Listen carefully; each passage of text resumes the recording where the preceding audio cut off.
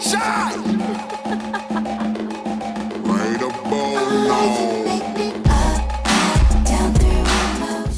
Well, if you look at it from a historical point of view, cultural tourism actually started with Grand Tour. The travel that a young boy did when he was like 15 or 16 before he was declared an adult. The reason is that they wanted him to get to see especially the landscapes, the sublime mountains and things like that, and also they visited cultural places like museums, art galleries, and also of course they went to operas. So it's like a kind of initiation. But of course that we are talking about like the 15th, the 16th century. So, and I think cultural tourism evolves from that. I think in recent years, if you talk about Asia, then we have film festivals. So the Hong Kong Film Festival is one of this kind of cultural tourism attractions. And also other events in Singapore and Southeast Asia. And they use this kind of culture to attract the tourists. I think the Chinese market is peculiar in the way that they don't really have a middle class. So it's from socialism, and suddenly they jumped into this late capitalism. So something is missing in between. For example, no middle class, and they haven't been through the whole process of capitalism and consumer society.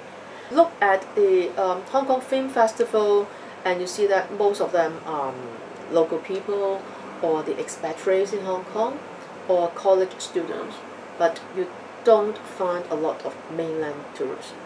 Mainland tourists, they still are not free to go to all the other countries. So very recently we hear that they do not need a visa to go to Thailand. But for some other countries, they still need a visa, and most of them still go into these countries in package tours. Yeah. So you don't expect much from the package tour. Yeah. And in a way, cultural tourism is more or less they have the education in it.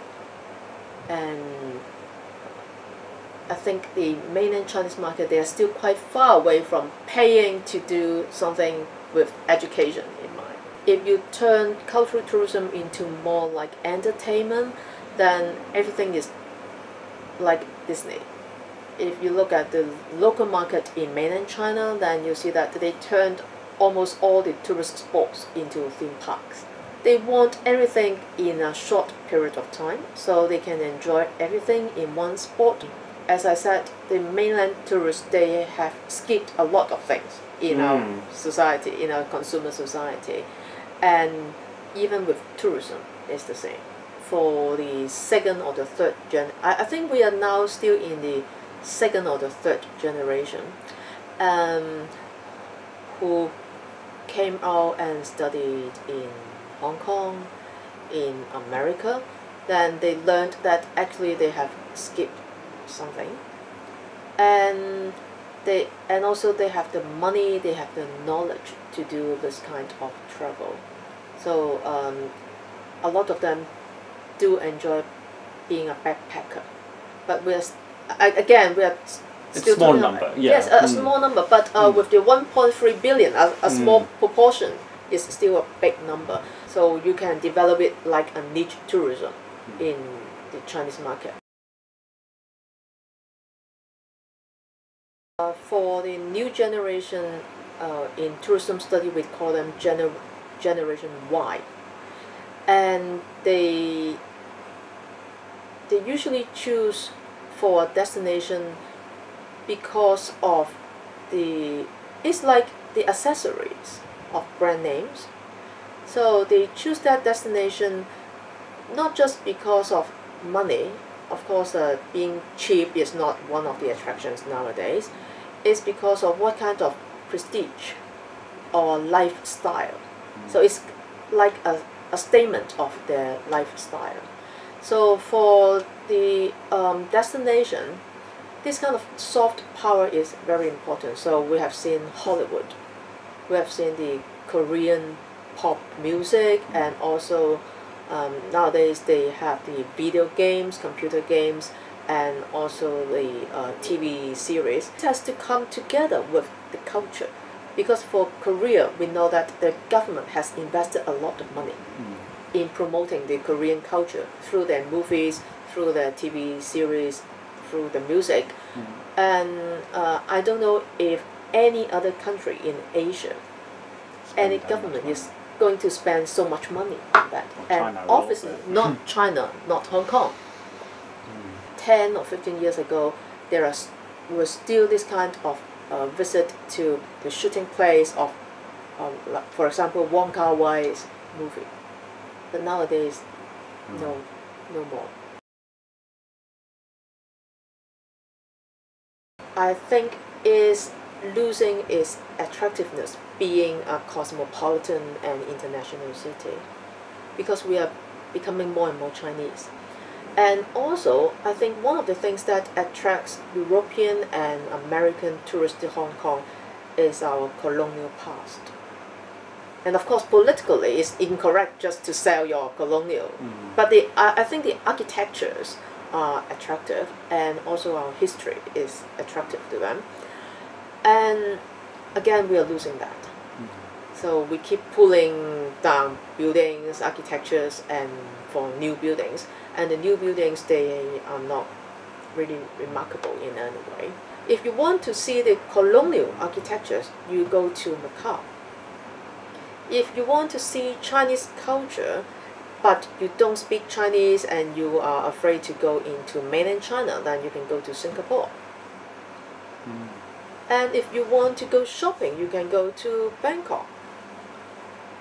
So I really don't find Hong Kong has any edge anymore. Somehow Hong Kong has stopped developing its tourism industry because everyone is so happy with the statistics.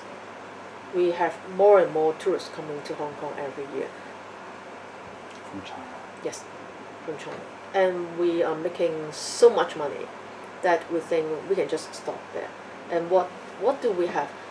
I look at the tourism department, because every year they have some plans. And for 4 years, it's the same plan. Aberdeen, Tsim Sha Tsui East, and then Disney, Ocean Park.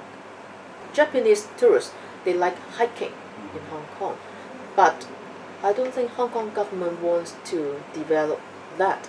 You look at our tourism board, they don't really spend a lot of effort on promoting that, because we know that it doesn't make money. It's actually very gloomy. The more tourists we have, and the less we invest on the tourism industry in Hong Kong. Now, since we have pulled down most of our colonial buildings, our landmarks, so it's a bit late for developing some kind of cultural tourism, like urban cultural tourism. Not much to see in the city nowadays. And I think another type of cultural tourism, like what you have proposed, so the event and exhibitions. So, and I think is one of the directions that we can go. But it's a pity that we don't have statistics. How many tourists do these festivals attract to Hong Kong? But no one could give me any answer. And I think you're also very familiar with the other festivals on the website of Tourism Board. But they become kind of routine. But I think it would be good if we do it, yes, really from a cultural point of view. So we really have to, maybe a focus group can sit down and think about what kind of values in Hong Kong. Most of the time we talk about the core values in Hong Kong are still attractive, are still distinctive to other cities in China, to Singapore, to Bangkok, and how we can package that and sell it as a tourism product. So sometimes I think it's not really a bad thing to commodify it, because in a way, a lot of these kind of cultures in all over the world, after you package it and sell it, you also help to conserve it. And also, have you heard about the Hungry Ghost Festival? Because today is the day. Yeah. Yes, it's actually very, very Hong Kong. I don't think even the mainland Chinese they celebrate it, because they do not advocate this kind of religious ritual in mainland China, and it is one of the things that we can sell, I think. None of the festivals which do not make money are popular in Hong Kong.